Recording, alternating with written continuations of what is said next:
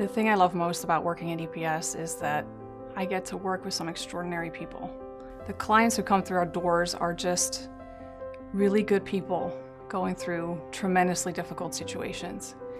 And it's really a privilege to be able to help them through whatever it is that keeps them stuck in life, and to be the one to reach out to them in times of trouble and hold their hand every step of the way until they're ready to go it alone.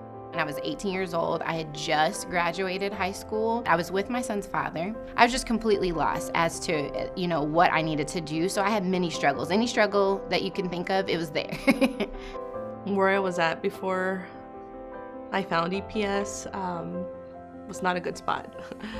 I didn't know that there were places like this. I did end up having an abortion when I was 17 years old.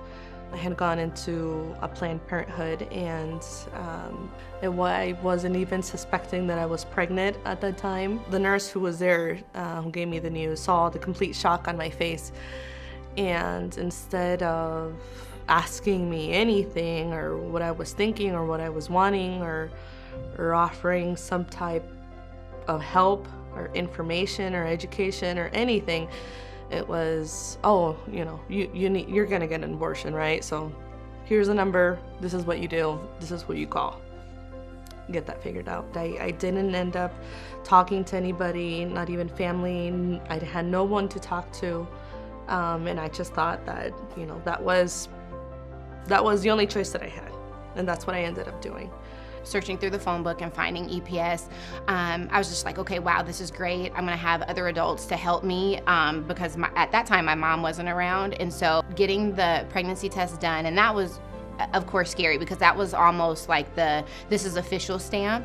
And I'm like, okay, what do I do next? And going through therapy and counseling, especially here at EPS, I see that the majority of my decisions that I've made since then were a result because of that abortion that I had, all this guilt and shame that I still feel for having made that decision.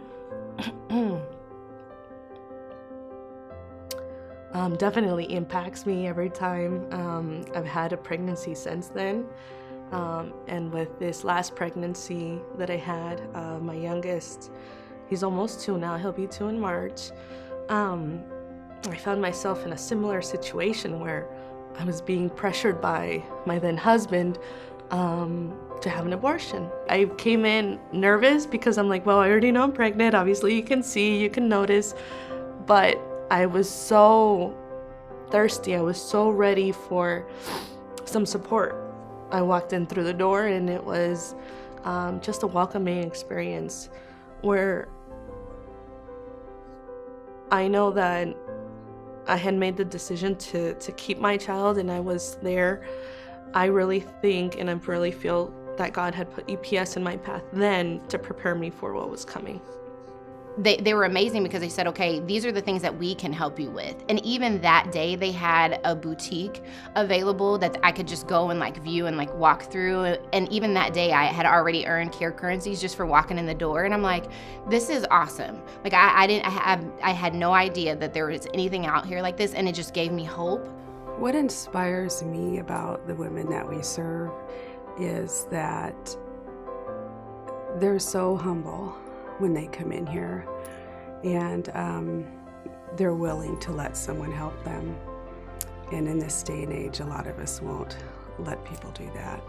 And I believe we all need to do that as fellow human beings, and to be able to assist them. Those are the things that fill up your heart. Those are the things that make the drive home a wonderful, wonderful experience. EPS has really became that foundational place that I always come back to. And I'm really in a completely different spot financially, emotionally, spiritually. I'm in a way different spot than what I was when I was 18, but I couldn't have done it again without coming back to EPS. One of the biggest hurts that I had was always thinking, I am not worthy. I can't get ahead. I don't have people who love me, and that's so wrong. It's so wrong. There are people here who will listen and will take care of you, will try their best to help you. In the end, it is our own decisions, but having somebody listen and just be that non-judgmental support is so powerful. And I just want to personally thank the staff, and I don't want to cry. I want to thank the staff for allowing me to come back in a really great time in my life and be able to share that with the other women and encourage me to do even more than what I've already done in my community, and encourage me to do better in my children's life and be a better wife for my husband. So thank you.